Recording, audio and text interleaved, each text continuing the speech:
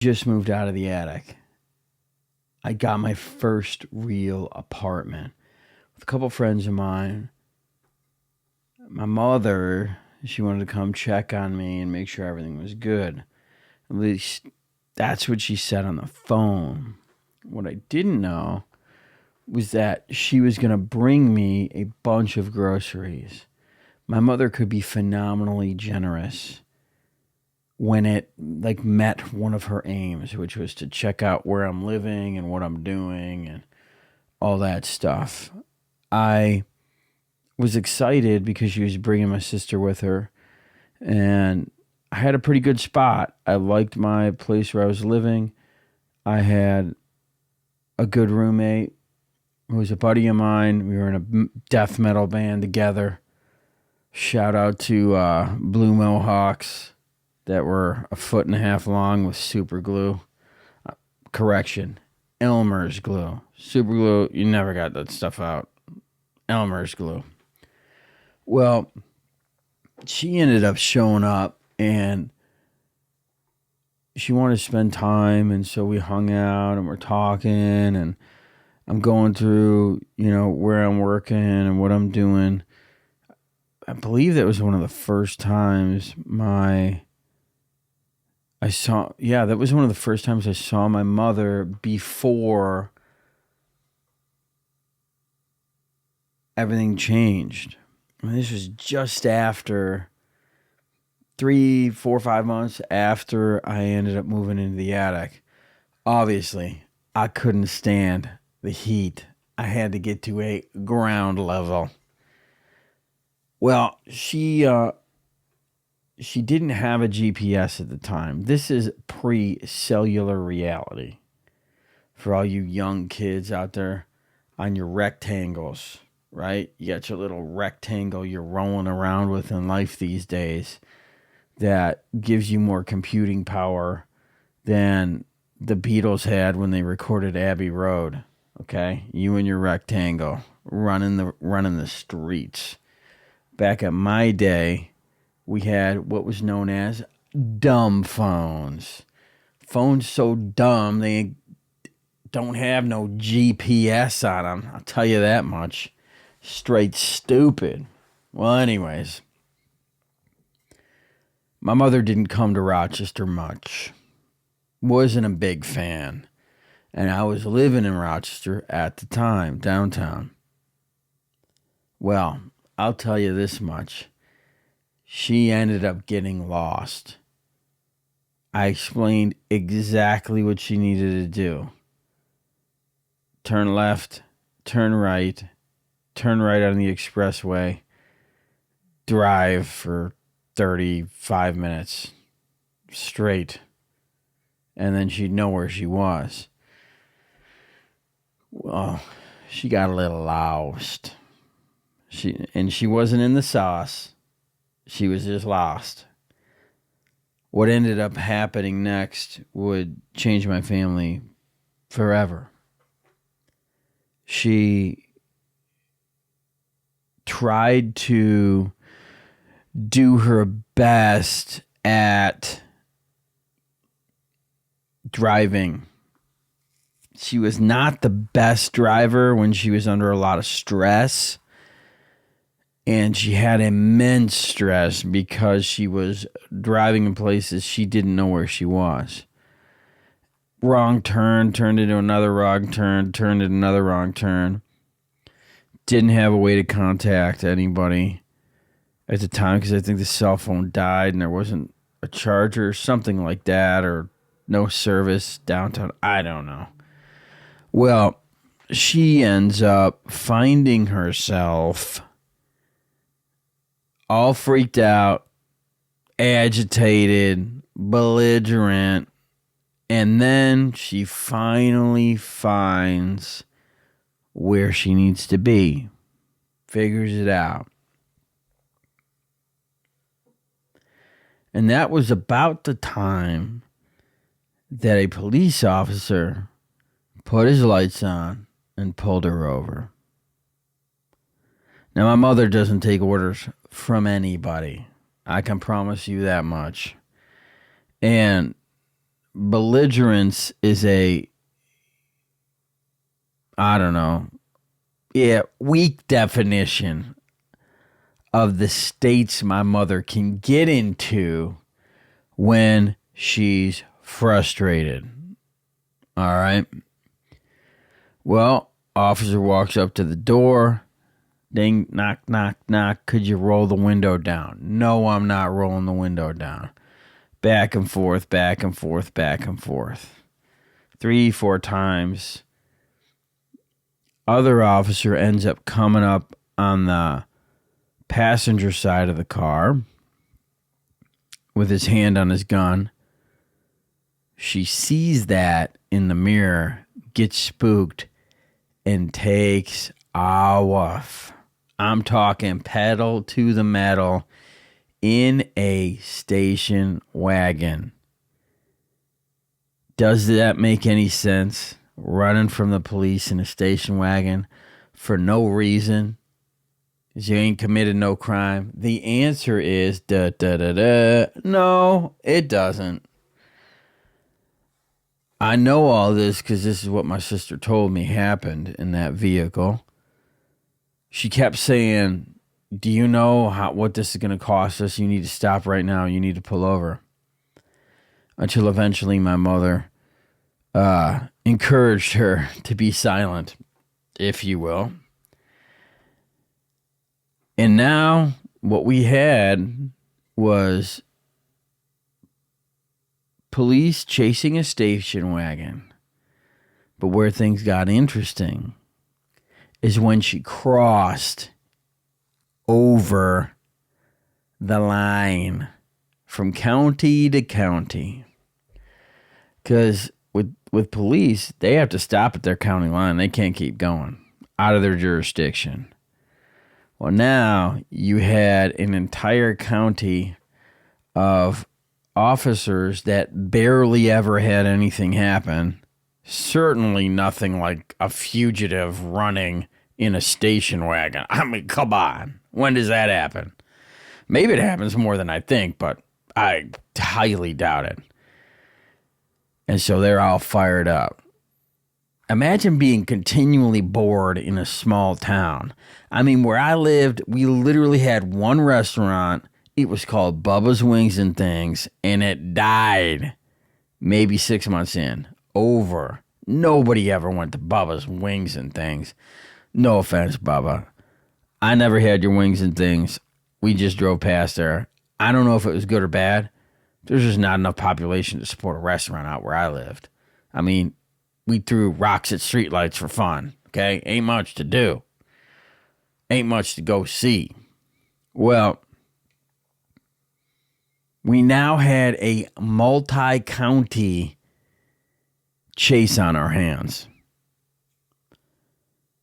You would think the way that my mother has driven home 5 bazillion times, she would literally just take the same way home. Nope. Wrong.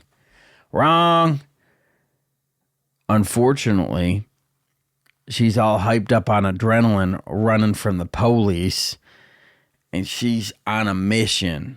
She's on a mission to get back home. Well, they started towards her and blocking down roads and everything because they knew where we lived and they knew who it was from the license plate.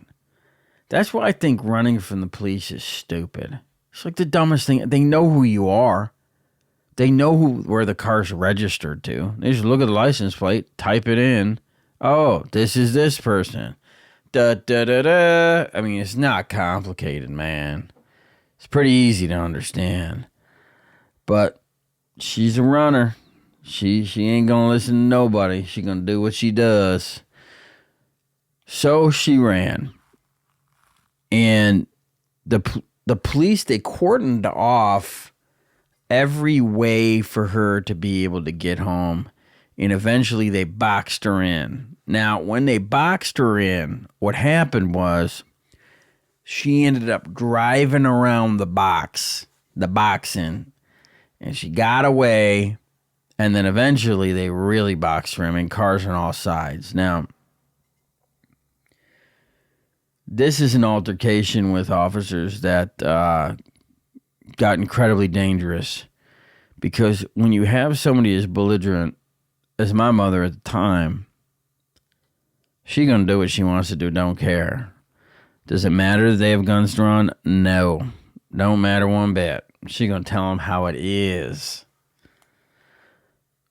So my sister got the cell phone from my mother, called my dad, and started screaming, they're pointing guns at our heads, they're pointing guns at our heads. Now, unfortunately, this is all my dad heard.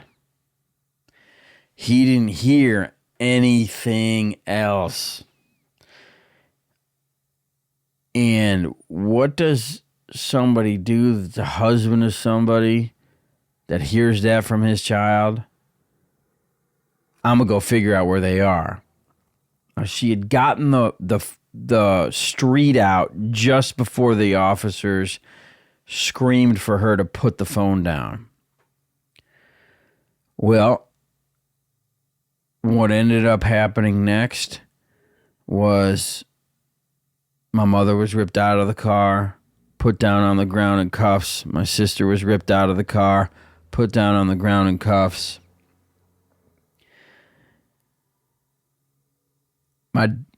My dad was on the way to this incident. And this is all the retelling of my sister, because I wasn't there. But this is the type of thing you remember for the rest of your life. Ain't that complicated. She ends up on the ground in cuffs. And my dad, he had been to a law club. I don't know if you know what a law club is, where you're from, but where I'm from, a law club is where a bunch of rednecks get together and determine that they're all like sovereign citizens of some, states of America. I don't know. And I'm not knocking any of that stuff. I just know that my dad was really into the law club, really into law, sovereign citizen, not an operator, not a driver. I don't know. My dad, he has a unique gifting. He's never met a conspiracy theory he didn't like. Okay? So, my sister says to the officer, well, do you have a warrant for my arrest? Now, she's probably like 16 at the time, 15. This is crazy. Do you have a warrant for my... Well, no. Then why am I being detained? Officer looks at her and goes, well... Your mom, she goes, I wasn't driving the vehicle. I was a passenger. Get these cuffs off me right now. What do you know? The law club actually got my sister off the ground, got the cuffs off her.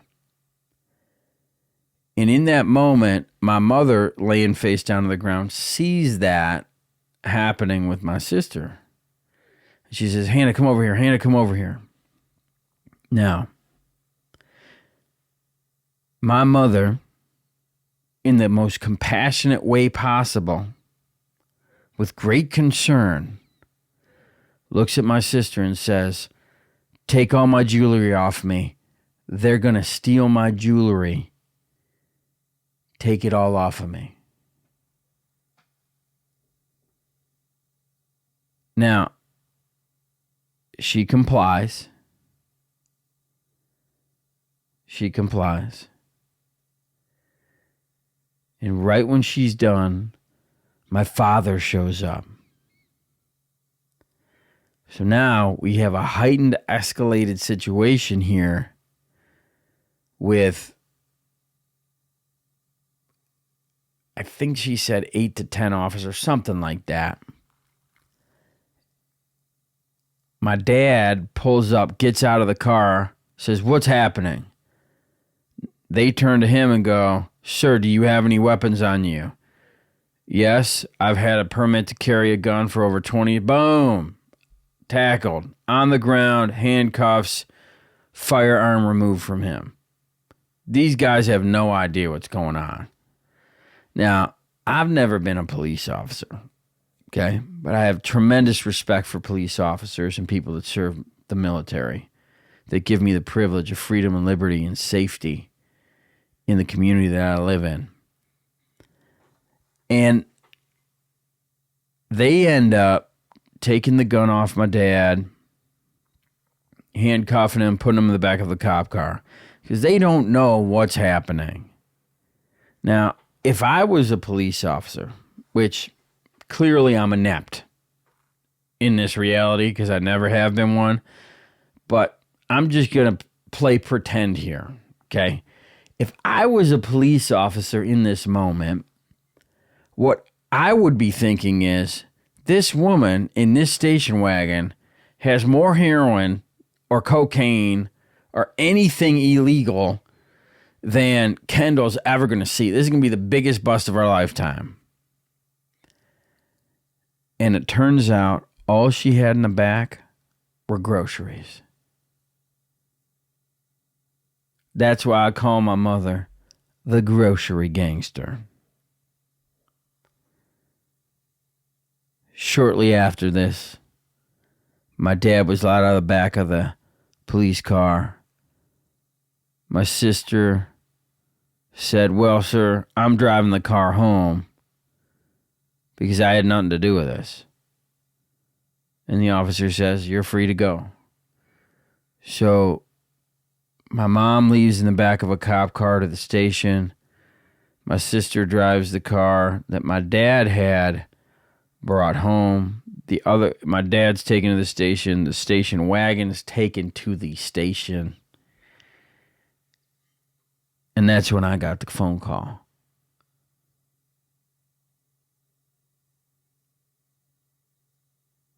Hysterical. Barely could understand the story when it came out the first time through. And what did I do? Left work, didn't say anything, drove to my parents' house to be there with my family and try to understand what was going on.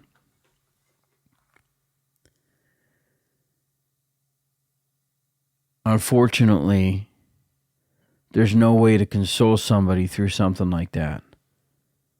It's just traumatizing. No way around it. You know, when you are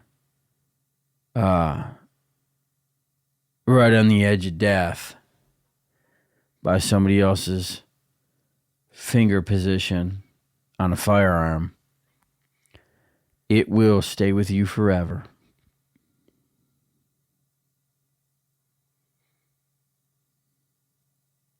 Moral of this story is, show up for the people in your life when that matters. There's nothing that's more important than family to me. I love my family so much. I've had infinite sacrifices in my life for my family, especially for my wife and daughter that I have. I've worked very, very hard in my life to be a provider.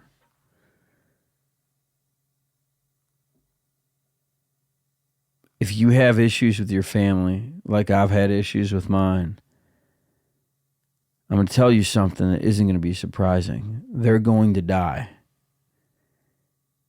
You get to decide how they're going to live. It took me many years to make peace with my family, but I did it because I wasn't going to let my little girl grow up in a world where I get the excuse to be dysfunctional because I've been a victim. Not doing that. Nope. Not doing that. It's worth humbling yourself. It's worth processing the anger and rage. At the end of the day, I had many years of my life I did not talk to my parents.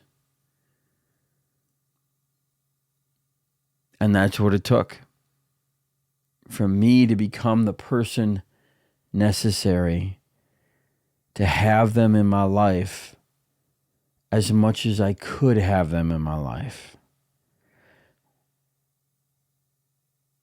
without me being judgmental or angry or vengeful. I had so much I had to unpack, discover, and be willing to let go of. You can let go too.